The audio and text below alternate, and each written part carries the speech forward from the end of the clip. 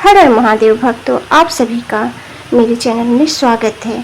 आज मैं आप सभी को बताऊंगी कि भोले बाबा का, शिव जी का पूजा करके किस तरह से हम उनके प्रिय बन सकते हैं और उनकी पूजा हमें किस तरह से करना चाहिए जिससे कि भोले बाबा बहुत ही खुश हो और जो भी ऐसा करे उसको अपना प्रिय परम भक्त मान ले और उसकी हर इच्छा, हर मनोकामनाएं पूरी हो जाए। तो चलिए मैं आप सभी को बताती हूँ। आप सभी से निवेदन है कि वीडियो को पूरा देखिएगा और अगर पसंद आए तो लाइक, शेयर और सब्सक्राइब कीजिएगा। कमेंट में हर हर महादेव लिखना बिल्कुल भी ना भूलिएगा। और मैं आप सभी को बता दूं कि मतलब शिव जी का इस तरह से आप पूजा करेंगे तो बहुत ही महापुण्य की प्राप्ति होती है और भोले बाबा शिव जी बहुत प्रसन्न होते हैं। सबसे बड़ा पुण्य है, मतलब सवाल यह उठता है कि सबसे बड़ा पुण्य आखिर है क्या।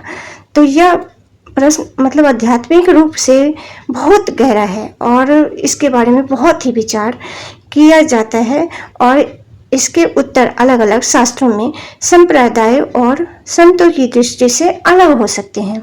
लेकिन यदि भगवान शिव की शक्ति और उनसे जुड़े महापुण्य की बात करें तो शास्त्रों में निम्नलिखित जो बातें हैं और जो बहुत बड़ा पुण्य कहा गया है उसके बारे में यह कहा जाता है कि भगवान शिव का सबसे बड़ा पुण्य जो है वो शिव जी का नाम जप करना, ओम नमः शिवाय मंत्र का जाप निरंतर करते रहना, महामृत्युंजय मंत्र और ओम नमः शिवाय का जाप करना शास्त्रों में सर्वोत्तम पुण्य बताया गया है और यह पापों का नाश करता है, मृत्यु के भय से मुक्ति दिलाता है, आत्मा को शिव तत्व से जोड़ता है और शिव जी के प्रति हमारे मन में भक्ति भाव और अत्यधिक जागृत होता है। शिव जी का प्रिय कहलाने के लिए जो भक्त सावन मास में विशेष रूप से रुद्राभिषेक करते हैं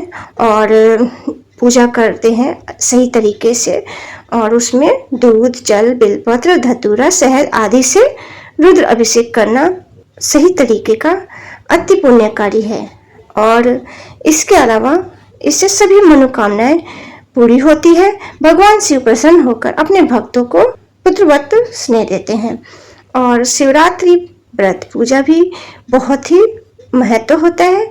विशेषकर महाशिवरात्रि का व्रत करने वालों को करोड़ों जन्मों का पुण्य मिलता है।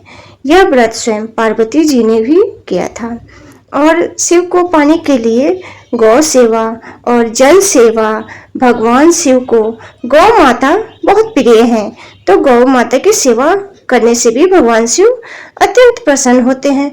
प्यासों को जल पिलाना यह शिव को अर्पण करने जैसा है। अगर कोई प्यासा है तो उसको आपको पानी पिला देना चाहिए, इससे भी शिव जी प्रसन्न होते हैं। और दूसरों को शिव तत्व से जोड़ना, शिव शक्ति के लिए दूसरों को मतलब उनकी भक्ति के प्रति दूसरों को जागृत करना, उनकी भक्ति करने के लिए प्रेरित करना, किसी को भगवान शिव का नाम सिखाना और उनके बारे में बताना, उनका मंत्र जाप करवाना और उन्हें रुद्र अभिषेक करवाना या मंत्र जाप सिखाना, यह अत्यंत पुण्य देने वाला कार्य होता है।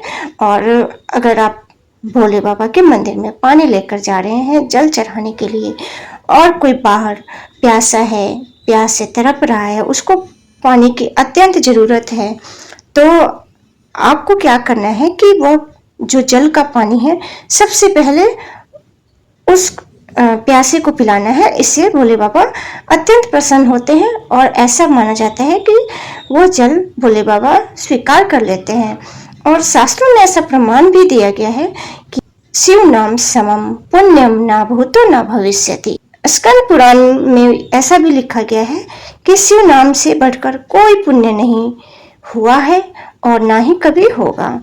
तो इस कहानी को सुनाने का मेरा तात्पर्य यह था कि भोले बाबा के सच्चे भक्त बने रहना ही सबसे बड़ा पुण्य है।